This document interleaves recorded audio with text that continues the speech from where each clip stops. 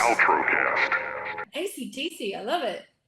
We'll come back to that in a little bit, but first let's talk about how you are and at the gates. So first question, how are you today? I'm good, thank you. I'm in Australia at the moment. Very good.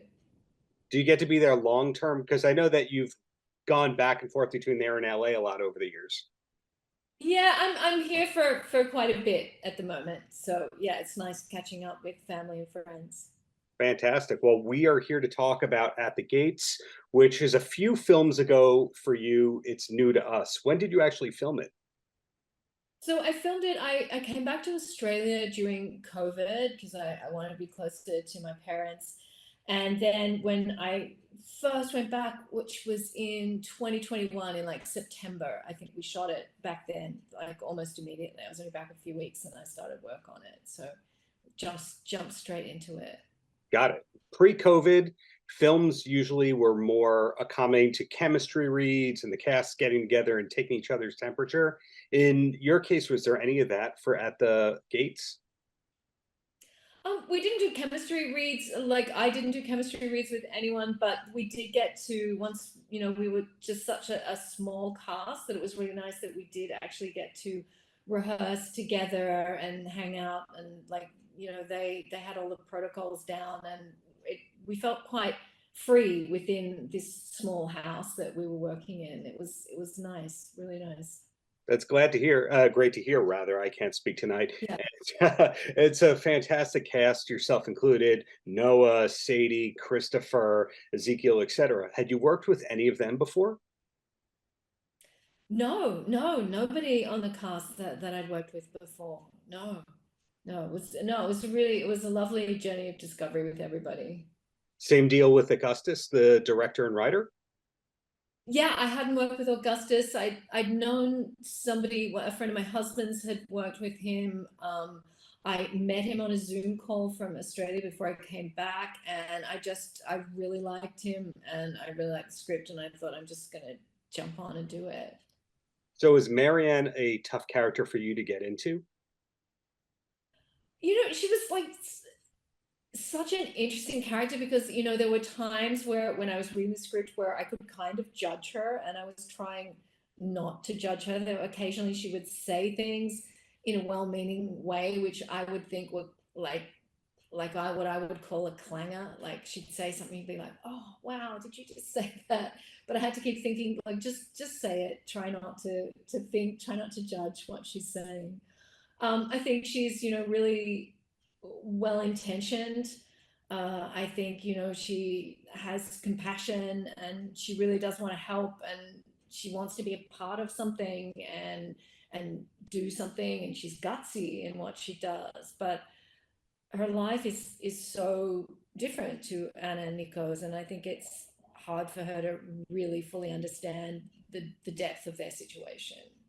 So I read that or hear that as you only go in partially method for your roles. Partially method. I'm definitely not method. I'm definitely not someone who stays in character, but I definitely think that bits of characters, end up staying with me. You sit with something for a while, it's definitely going to have an influence on you. So you did not have the name Marianne on your trailer? I'm trying to think what was written on my trailer. I don't remember. I Star. really don't remember. That No, definitely not. Well, as I mentioned at the beginning of the chat, this is a couple of projects for you ago. If we read IMDb clearly, there's a Lord of the Rings thing happening, etc. Do you know the next thing of yours that's going to be coming out? Trying to think what have I done that would be Well, close. Mania. Well, Mania. Like, I'm not actually allowed to talk about any struck work at the moment. That might be like it's a tricky thing for me to navigate that. So sorry to do that, but Well, I then think let's I'll just have to readdress stay on that. this. Okay, Rudely sure. interrupting you. The best way to find out which project of yours is next is to follow you on Instagram. Yeah, probably that or IMDb. That's a good way to find out what I'm doing next. Sure. Well, two quick questions and then I let you go. The Yeah, first one, you yeah. called out AC/DC. Is AC/DC the greatest Australian band of all time? AC/DC are definitely up there. I love AC/DC. I'm currently in Adelaide where AC/DC were formed. My husband even talks about, because he's from Adelaide, going to see AC/DC when they played at the local girls' school for the school dance. Wow, So did he I mean, also get to see the Easy Beats? no, he didn't see the Easy Beats. That's a little bit earlier. Got it. And my But last, good move into that, because yeah, they are related. yeah, George Young is a legend who a lot of people don't really talk about. So the last question before I let you go, when I think of you and your career, all I really know about is you and your career. You know, these fantastic roles, winning awards, etc., working steadily for decades. What's your number two hobby outside of work and family? Oh my gosh, outside of work and family. Yeah, because family takes up a lot of my life actually. Sure. Um, Probably like I probably reading, I like to read a lot. And do you have a recent reading recommendation that we should be checking out? Oh, okay. Rather than a recent one, although I have read a lot recently, I'm gonna say a book called Saturday by Ian McEwan. It's one of my favorite books. That's not the guy from the band The Faces, Ian McEwan, right? No, it's Ian McEwan who wrote Atonement. Yeah. See, ignorance happens. Well, the bottom line is congratulations on At the Gates. Looking forward to the future Thank you. projects, and thank you for the years of great art. Thank you. Thanks very much for your time. Paltrocast. Hi, everybody. This is Marty Stewart, and you're listening to the Paltrocast. Paltrocast. Hi, I'm David Coverdale from Whitesnake. You're listening to the Gwyneth Paltrow cast, featuring Darren, the sexy beast from wherever the hell he is. Paltrocast. Scott, Neil, pleasure be speaking with you both. And first, we'll throw to Scott. We'll give a two-parter. We'll go, how are you? And how did you and Neil first connect? Ooh, nice. I like that question. How am I? I'm pretty well. This has been such a journey with this film, and it's such an honor. I'm gonna get choked up. Such an honor to be Sure. able to make films and then have them reach an audience. Neil, I don't know if I've ever told you the story. My first film festival was South by Southwest. And one of the most amazing parts of it was not just seeing an audience laugh and cry at the right places, but it made me pause and go, oh, good, I'm not insane, right? The thing is, right? I'm not An insane. emotional reality check. Yes, Very interesting. And vocabulary, Neil, right? You're amazing, brilliant writer. The vocabulary I was using as a filmmaker made sense, right? It just reached them, and it gave me the power to continue and try and go forward. So yeah, I'm good, and it's a wonderful honor to bring another film to the world. And the response that we've gotten so far has been really emotional, difficult at times, like to go back and relive some of these things, but cathartic and empowering, and getting people to feel that they have the courage to stand up against disinformation bullies. So I'm very well, thank you. And now I'm also very well because I've had the great honor of collaborating with Neil deGrasse Tyson for the second time. Sure. And he's become not just a I have no memory of when we met. Maybe Scott remembers. I feel like I've known him my whole life because like he's been in my face continuously, like for this whole thing. In a good way. I don't remember a time when I didn't know Scott, but surely there was a first day. I'm going with that as a compliment. And so the way we met was very easy. It was actually through his speaking agent, because he became a narrator, thankfully, on our previous film that we did together called Food Evolution. Yes. And a wonderful honor that he's become a friend and a mentor, and just an amazing collaborator. Keeps me on the straight and narrow, keeps the jokes coming, keeps the facts coming. It's been an amazing journey. And of course, I'm an astrophysicist, so yes, for that reason, I'm not interviewed in the film because my expertise is the universe. But relevant to the film, I think I have an acute expertise in getting science to the people who need it. Yes. an understanding of science, reaching into their receptors, knowing what those receptors are, shaping the message to minimize the impedance between what you're delivering and what is received. And that is, and my role as script advisor, formal role as script advisor on this, was full of such examples where I was able to enhance the already beautiful. You saw the movie. It's a beautiful, I mean, it was a human story. Mhm.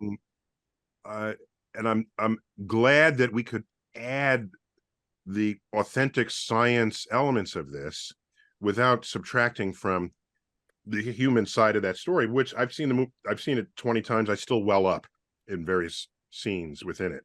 So Right. that means it's worked. So Scott, it's working. Okay. Just so Don't you don't know. let me stop you. Keep going. Well, if I can throw a compliment at Neil now, you said, "Hey, I'm an astrophysicist."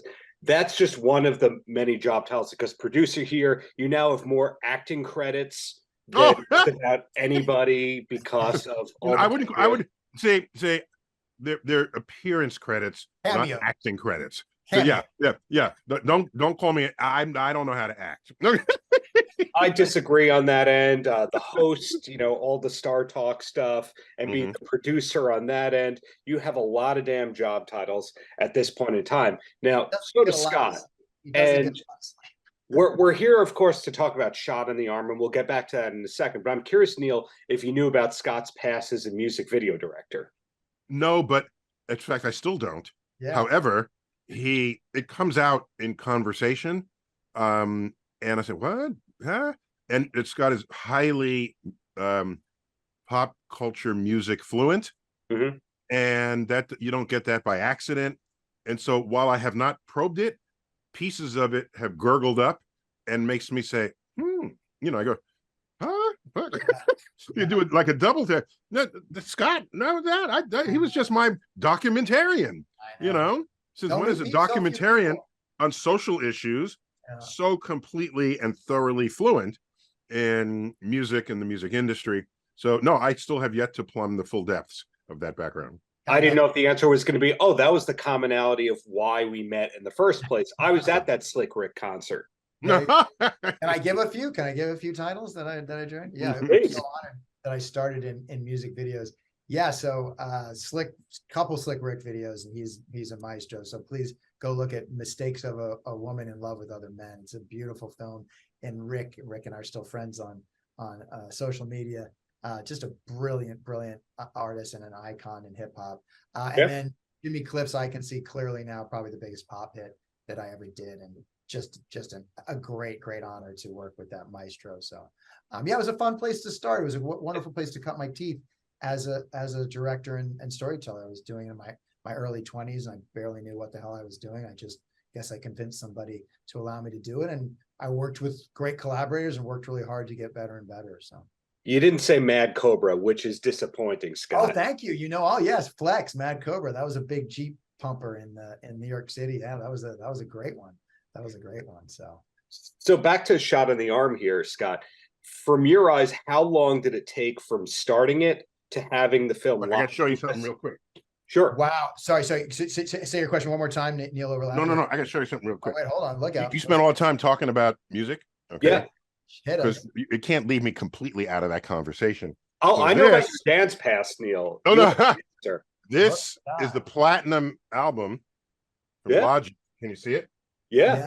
And presented to Yeah. Neil deGrasse Tyson to commemorate RA platinum certification.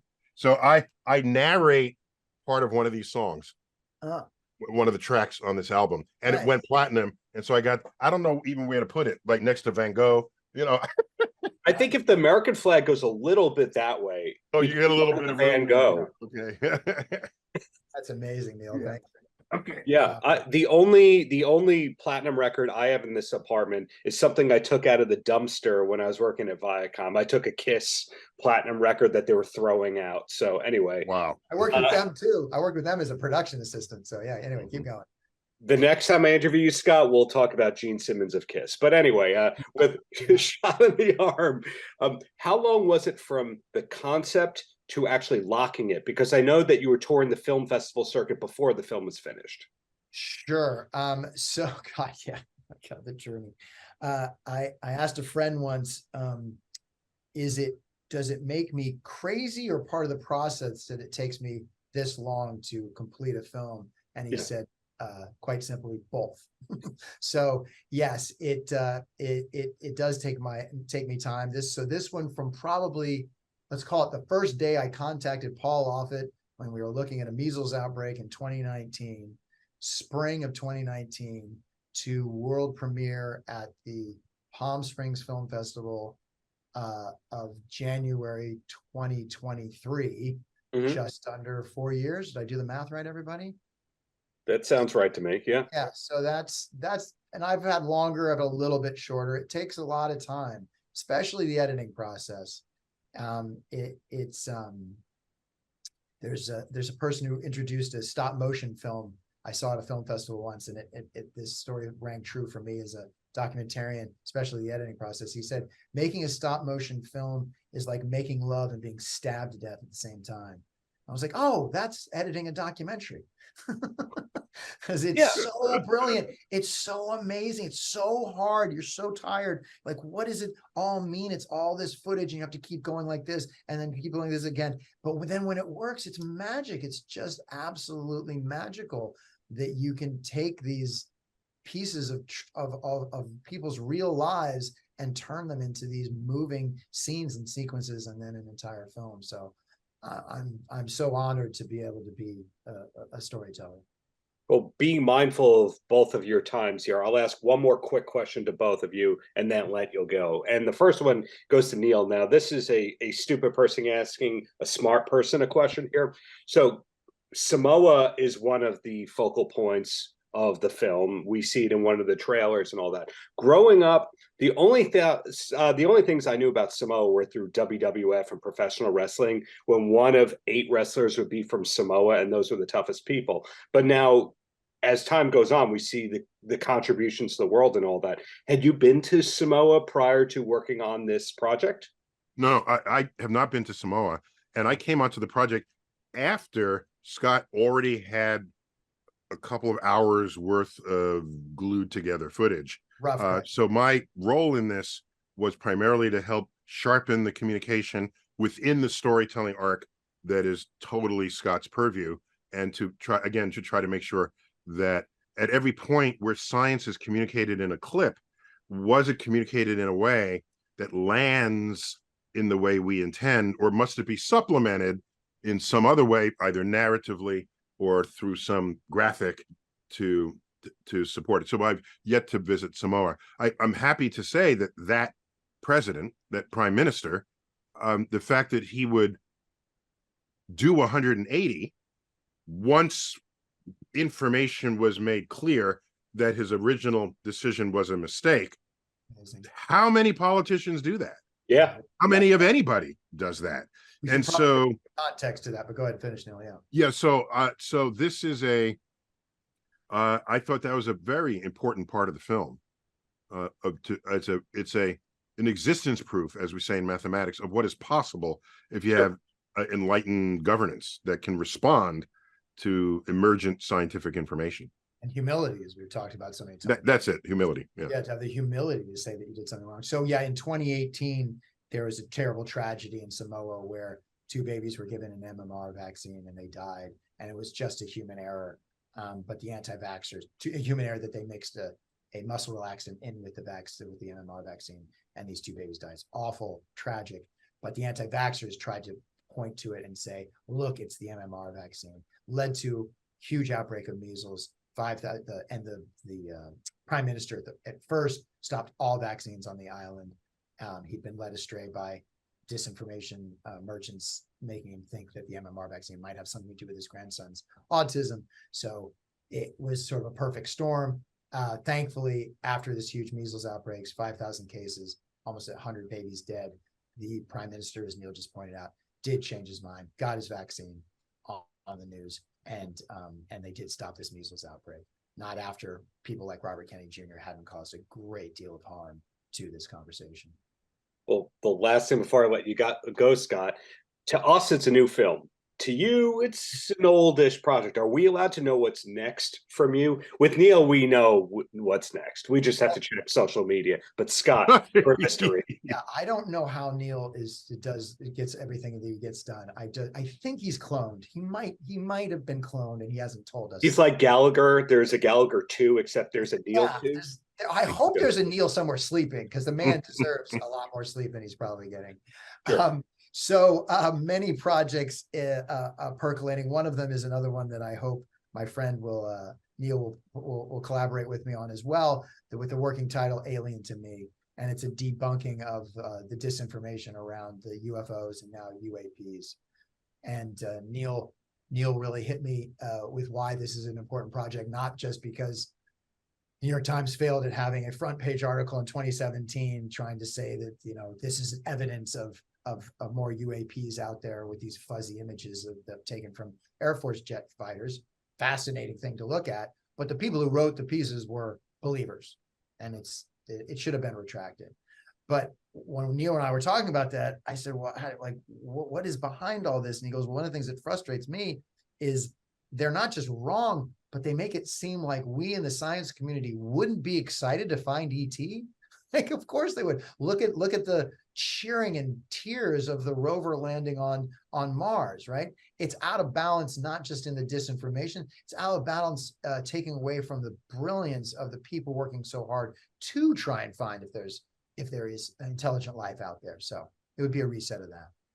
Hope that happens. Looking forward to that. But thank you too for putting this documentary out into the world, and looking forward to all of those projects. And Neil, the next time I see you, I want that platinum record up on that wall. I'll work on it. Okay. Paltrocast. Hey, this is Eric Nelson, and you're watching the Paltrocast. Paltrocast. I'm going to say good morning. Is it good morning by you? It is. It is. It is. There you go. And you're one of those people where there's so much to talk about, because there's a lot of projects. We can always talk about the family revival stuff, the solo career. You're now a world record holder. Last time I spoke with you, you were about to break that world record, and now you have. Then there's the bands you had before you were proper solo artists, etc. And then there's the hot sauce. Is that still alive, the hot sauce? Yeah, yeah. Okay. It's mostly sold on the tour, but yeah, we still do it. So the first thing is, now that you're a record holder, how are you sleeping? It's funny. It took me like 50 years to actually understand and give a shit about sleep hygiene. So it's really tough on tour, man. It's brutal. Now that I'm home, I wear a Garmin watch. It gives me a sleep score every night. It breaks down like how much REM, how much deep, and I am back in the upper 80s and low 90s of my sleep score. I'm very proud. It's funny that that's like a thing, but yeah, man, on tour, I'm sure a lot of those nights were in the 40s for sleep quality. Right. But it didn't show within the gigs himself. So that says, hey, this dude's been doing this a long time. And that at this point, you're probably more comfortable on stage than you are off the stage, meaning you're not one of those artists who gets nervous before the show. Thank God, no. My dad, for as much of a complete legend, that he was, he got nervous every time. Small gigs, big gigs, and he also did say, once the band kicked in, boom, like pretty much the first couple beats of the first tune, that all went away. But for me, I don't really get nervous, but I do get excited, because I love connecting with people. I had the pleasure a week or two ago, speaking of, I believe his last keyboardist, Peter, and it was funny to learn from Peter that he started off as kind of a hard rock guy, kind of like you did. The first time I had the pleasure of interviewing you, I bothered you with Iron Maiden and Megadeth questions and all that. And he seems to come from from that same world as well. In other words, the blues people that we think of are not necessarily blues people. Well, I mean, if you would have flipped open my cassette holder, when I was even 15, you would have seen Iron Maiden Power Slave but you would have seen BB King, and you would have seen Jimi Hendrix, and you would have seen Steely Dan. So I loved Maiden, I loved Metallica. I really had a lot of respect for their art. Like they really, and obviously, like it shows through all the years, like they're the pinnacle of that genre, you know. But I love jazz and blues just as much. Wow, so you had good taste when you were a teenager. I was really lucky. I mean, what I would do is kind of reverse engineer interviews with my heroes. So if I found out that Eddie Van Halen really liked McLaughlin or, you know, Segovia or like whatever, I would go and I'd get a little taste. And sometimes it would resonate with me and sometimes it wouldn't. When I discovered Hendrix, I shouldn't say that because I had heard a bunch of Hendrix. When I discovered Hendrix playing bluesier, like Red House, I was like, well, that's like sexy and more dangerous and darker, and you know, like I want to hear more of this. And then that was, you know, John Lee Hooker and Howlin' Wolf and BB King and Buddy Guy, and Hendrix was really a gateway drug for me in blues. But did I have a diverse array of tastes when I was younger? Yeah, I'm lucky that I did. Well, last question about all of that, if you don't mind. Yeah. I'm hearing all about guitar influences. Now, singing, is that something that came to you later, or is that the accidental kind of thing of, well, no one else can sing, so I guess I got to? A little of both, I think.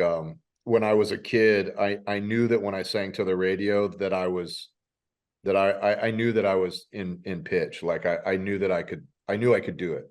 And then I tried out for a musical when I was a freshman in high school, and I pretty much wiped out the other three kids that were trying. And I was like, I kind of shocked myself. I didn't believe in my singing voice or anything. I gave it a shot, and it was just like, whoa, that just jumped out of me. And I was like, well, maybe there's something to this.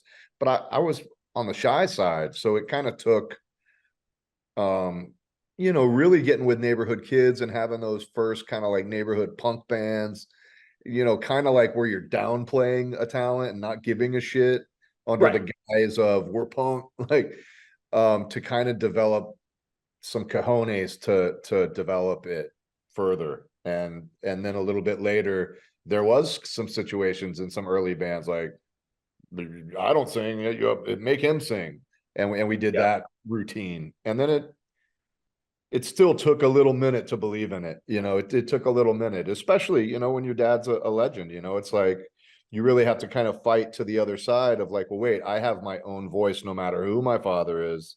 I have my own vibration, my own story, my own emotions to pull from. So Paltrocast. Hey, yo, check 1, 2. This is Flavor Flav, and I don't disappear fast. Because right now, you are watching the Paltrocast. Paltrocast.